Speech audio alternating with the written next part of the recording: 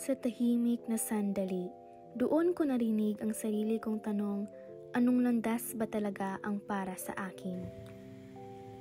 Hello! Kamusta?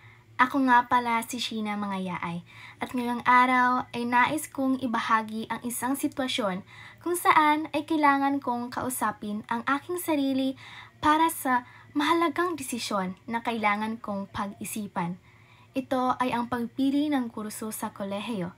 Alam kong hindi madaling magdesisyon, lalo na't ito'y makakaapekto sa aking hinaharap.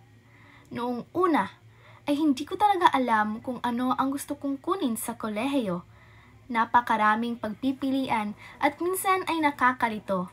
Ngunit naisip ko, bakit hindi ko subukang alamin ang sarili kong interes at mga bagay na nagbibigay ng inspirasyon sa akin?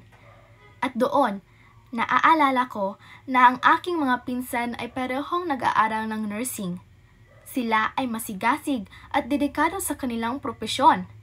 Dahil dito, nagsimula akong magtanong sa sarili ko, bakit hindi ko subukang maging nurse din sa hinaharap? Ang idea ng pagtulong sa mga tao at pag-alaga sa kanilang kalusugan ay tila nagbibigay sa akin ng kagalakan at katuparan. Matapos ang ilang araw ng pag-iisip, nagpasya akong ang kukunin kong kurso sa kolehiyo ay nursing.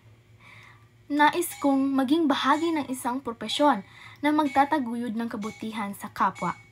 Sa kabila ng pag-aalinlangan, alam kong ito ang tamang desisyon para sa akin. Alam kong magiging mahirap ito, ngunit puno ako ng pag-asa at determinasyon. Salamat sa pakikinig sa aking kwento at sana ay makahanap din kayo ng inspirasyon sa inyong mga sariling desisyon sa buhay. Hanggang sa muli. Bye!